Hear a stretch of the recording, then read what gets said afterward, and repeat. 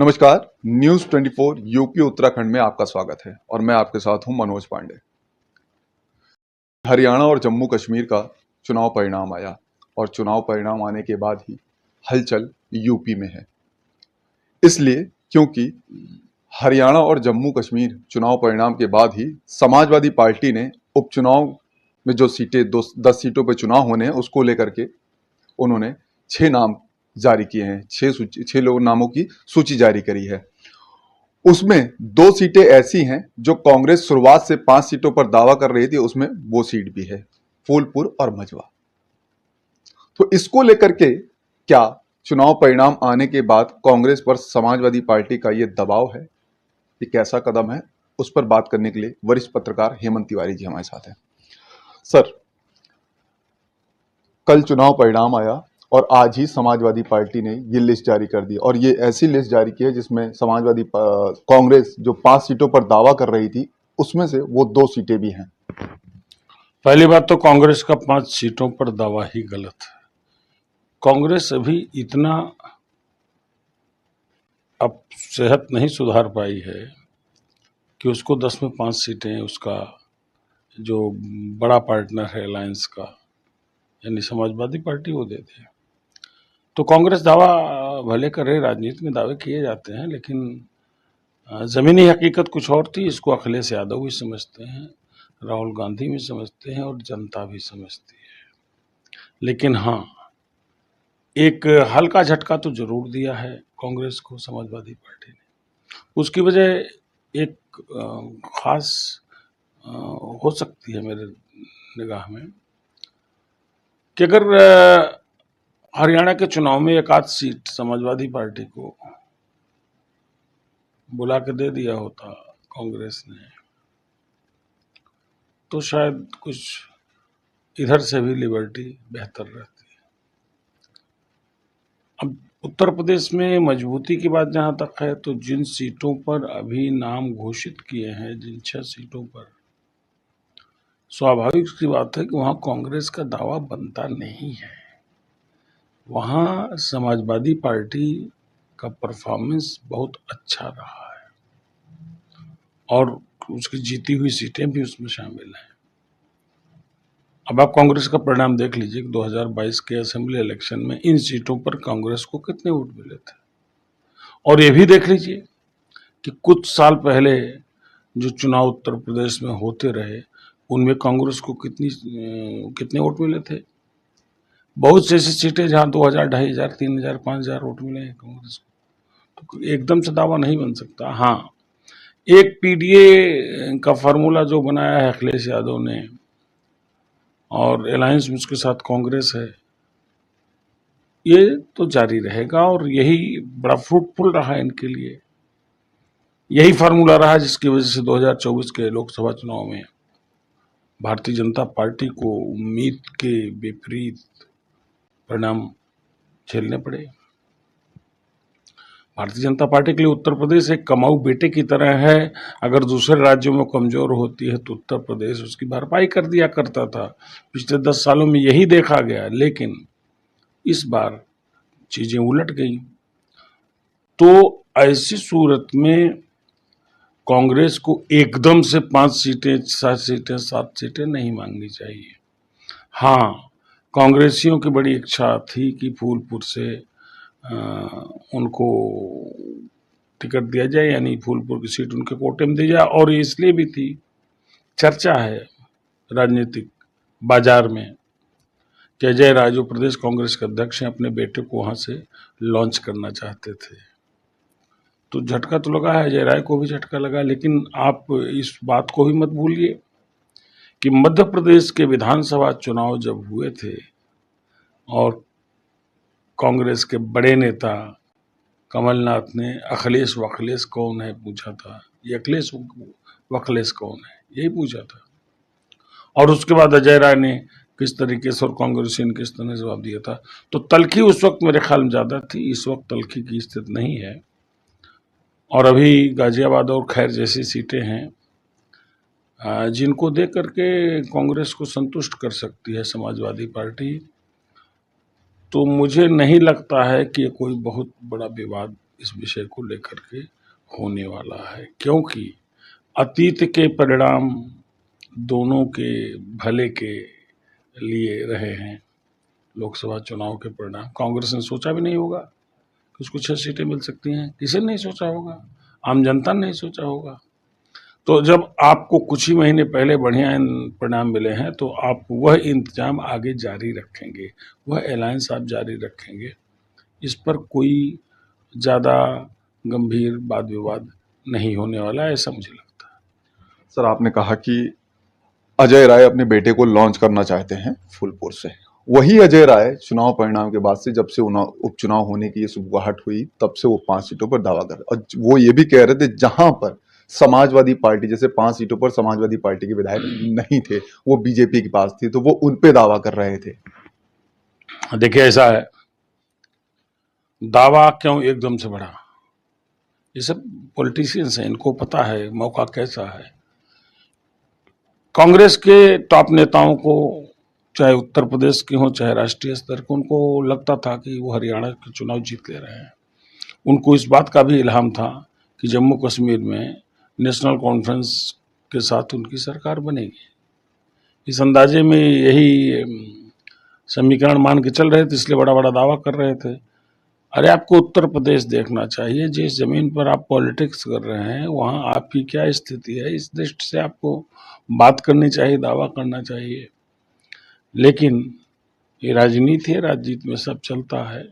अखिलेश यादव क्या नहीं चाहेंगे कि वो अपने लिए वही मुफीद सीटें देखें जहां वो चुनाव जीत सकते हैं, या जहां उनके प्रत्याशी 2022 में चुनाव जीते हैं या फिर दूसरे स्थान पर हैं, वो भी तो यही चाहेंगे, क्योंकि ये 10 विधानसभा की सीटों के उपचुनाव हैं। 10 सीटें मायने रखती हैं। और दूसरे 2027 के असेंबली इलेक्शन के पहले कोई ऐसा बड़ा और चुनाव होना नहीं है। तो इस चुनाव जो परिणाम होंगे वो माहौल बनाने का ज़्यादा काम करेंगे, चाहे वो समाजवादी पार्टी के पक्ष में परिणाम आए, चाहे वो भारतीय जनता पार्टी के पक्ष में परिणाम आए।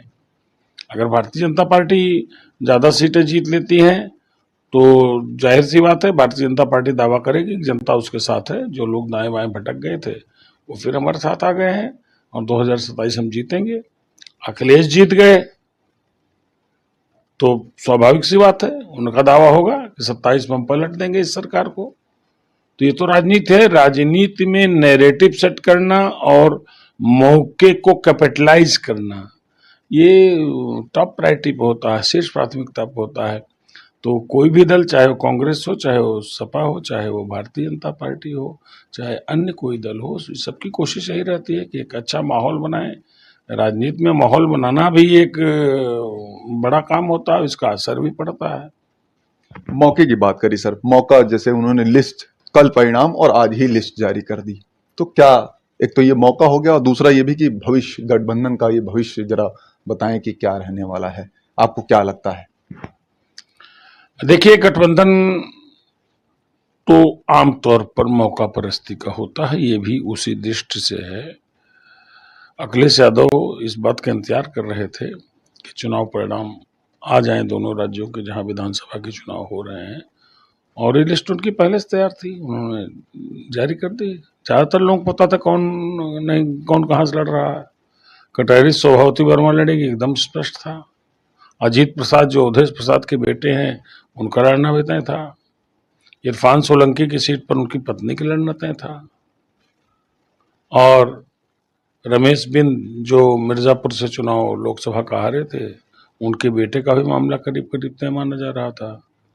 तो मैं इसमें नया कुछ नहीं देख रहा हूं, लेकिन हाँ, इतना जरूर है कि आज जो सूची आई है, इसने एक अवसर दे दिया है भारतीय जनता पार्टी को अखिलेश यादव पर फिर वही कि ये परिवारवाद से पार्टी विरत नहीं हुई है, बल्कि उसी में शामिल है।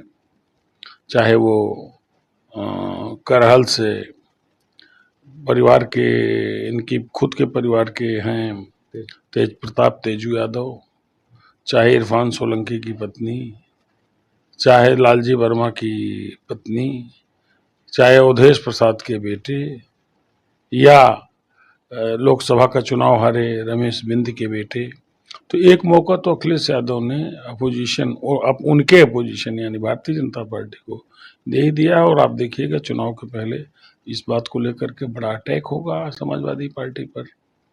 ये राजनीति है, राजनीति में मौके मैंने क्या कहा तलाशे जाते हैं। उन्होंने मौका दिया, ये उन पर आक्रमण करेंगे, ये कोई मौका देंगे तो वो उन पर आक्रमण करेंगे। और उत्तर प्रदेश, अच्छा अखिलेश यादव ने टिकट ऐसे क्यों दिए? क्योंकि अखिलेश यादव किसी भी तरीके से सीटें जीतना चाहते हैं। इन क्षेत्रों में नेताओं का अपना निजी प्रभाव है, बरसों से ये लोग वहाँ राजनीति कर रहे हैं, चुनाव जीतते आ रहे हैं, तो उनके परिवार को टिकट देना। हालांकि पहले चर्चा थी कटहरी में बड़ा विरोध होगा, इनकी बिरादरी के ही लोग लालजी वर्मा के विरोध करेंगे क्योंकि उनकी छोड़ी हुई सीट पर पत्नी की कहीं किसी बाहरी व्यक्ति को नहीं टिकट दिया गया। यही स्थिति अवधेश प्रसाद के बेटे अजीत प्रसाद को लेकर के है मिल्कीपुर में। फिर भी मुझे लगता है कि जो मूल विषय आपका है कि कांग्रेस और समाजवादी पार्टी के बीच रिश्तों का, तो जब इस तरह गठबंधन होते हैं तो रिश्ते जानबूझ करके थोड़ा खींचे जाते हैं लंबे। दोनों की जरूरत थी, मैं ये नहीं कहता हूँ कांग्रेस बड़ी दशा में थी, उसकी जरूरत थी। अखिलेश यादव को भी कांग्रेस की जरूरत इसलिए थी क्योंकि उनको इस बात का इल्हाम हो गया है कि उत्तर प्रदेश का मुसलमान वो कांग्रेस की ओर थोड़ा देख रहा है, तो मुसलमानों में अगर अलग अलग लड़ते डिवीजन हो जाता तो दोनों की स्थिति बड़ी खराब हो जाती। इसीलिए साथ लड़े। यही स्थिति दलितों को लेकर के है। जिस पीडीए की बात कर रहे हैं अखिलेश यादव या करते हैं, उसमें मुसलमान और दलित दो ऐसे वर्ग हैं जिनका कहीं न कहीं एक इस बार मन कांग्रेस के लिए भी थोड़ा बन रहा था, तो इसमें बिखराव न हो इसलिए गठबंधन हुआ और एकजुट हुए हैं तो उसका फायदा मिला है। तो जो फायदे का फार्मूला होता है राजनीति में, उसको लंबी दूरी तक, काफी देर तक चलाया जाता है, लंबी अवधि तक चलाया जाता है। कांग्रेस और समाजवादी पार्टी का रिश्ता ऐसा ही है और कांग्रेस इसी बहाने अपने आप को दोबारा नवजीवन प्रदान करना चाहती है, जिसने वर्षों तक उत्तर प्रदेश में हुकूमत की हो और दशकों से उसकी स्थिति इतनी बदतर हो गई हो। वो अपने आप को जिंदा रखने की कोशिश तो करेगी और देखिए परिणाम उनके पक्ष में आए भी हैं। पिछली बार जहां खाली सोनिया गांधी एकमात्र सांसद थी 2019 में, वहां उनके 6 सांसद हैं और 2014 में मात्र 2 सांसद थे। तो स्थिति तो उनकी बेहतर ही हुई है। उसके पहले उनकी सरकार थी, तो सनाई सनाई वो आगे बढ़ने के लिए इनका सहारा ले रहे हैं और अपनी जरूरत के लिए ये उनका सहारा ले रहे हैं। तो दोनों एक दूसरे का सहारा बने हैं और सहारा मुझे लगता है कि अभी आगे चलता रहेगा। इस तरह के छोटे मोटे विवाद से कोई बड़ा फर्क नहीं पड़ने वाला। एक दूसरे से सहारा मतलब गठबंधन के लिए एक दूसरे का सहारा जरूरी है। आखिरी सवाल सर ये है कि क्या पीडीए कमजोर पड़ेगा और बीजेपी अब और हमलावर होगी? देखिए पीडीए कमजोर पड़ेगा ये कहा नहीं जा सकता है।